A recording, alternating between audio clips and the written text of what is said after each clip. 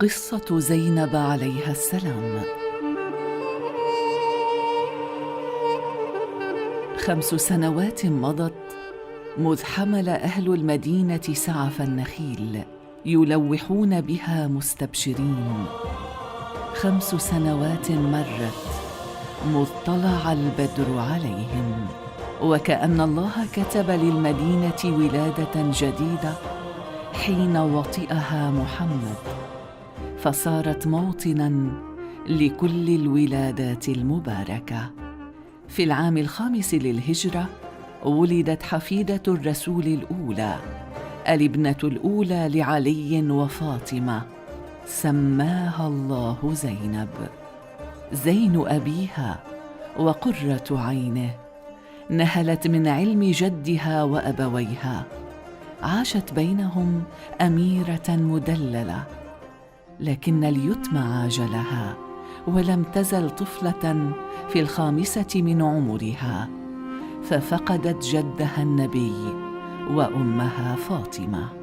بنت علي صارت أم أبيها وإخوتها، طفلته صارت زهراءه وأنسه ودفء منزله. يجلسها على ركبتيه ويمسك كفيها الصغيرتين الناعمتين ويحدثها ويعلمها القرآن، فاختزن صدرها من العلم الإلهي الكثير. كبرت زينب، صارت ملكة لا يرى ظلها أحد، لم يحجبها جلوسها في الدار عن القيام بدورها، فكانت تقيم مجالس للنساء، تفسر لهن القرآن وتعلمهن حديث جدها وحكمته. كانت مرجعاً لهن في الفقه وأحكام الشريعة. كانت القدوة، خير بنت وخير أخت وخير أم وزوجة. زينب التي ورثت مصائب أمها ورثت صبر أبيها علي، فاستعانت به لتتحمل رزء شهادته.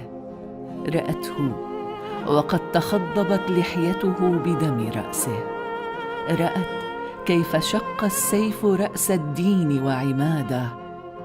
فقدت زينب الأب والأم في علي، فهو كان كهفها الذي تأوي إليه.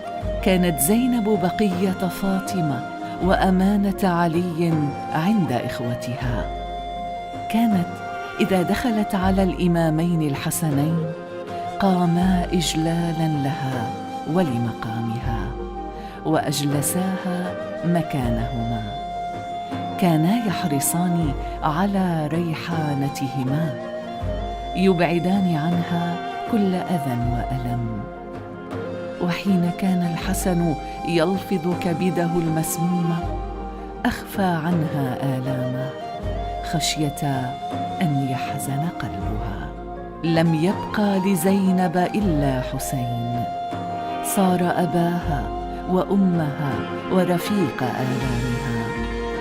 أوجاع قلبها كانت تسكن إذا رأت وجهه، وكلما اشتاقت لعيني فاطمة ومبسم علي وصوت الحسن كانت تأتي إلى الحسين.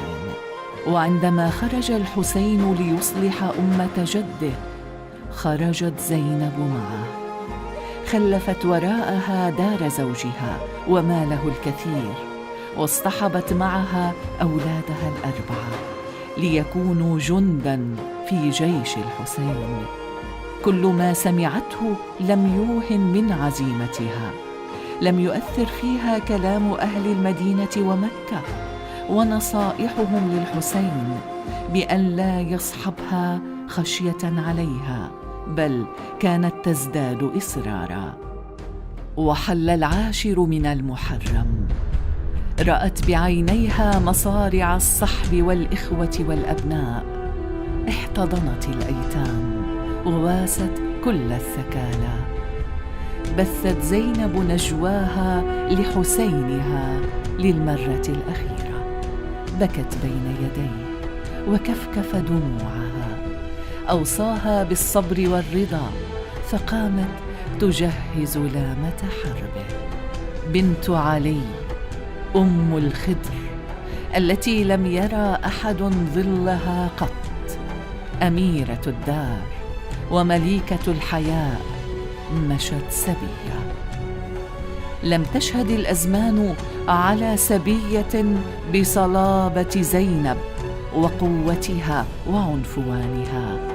زهرة علي وريحانته أحرقتها حرارة الشمس، ولونت وجهها بألوان الأسى. تحت عباءتها اختبأ الأطفال فزعين يلوذون بها، كما لاذ المستضعفون بجدها وأبيها.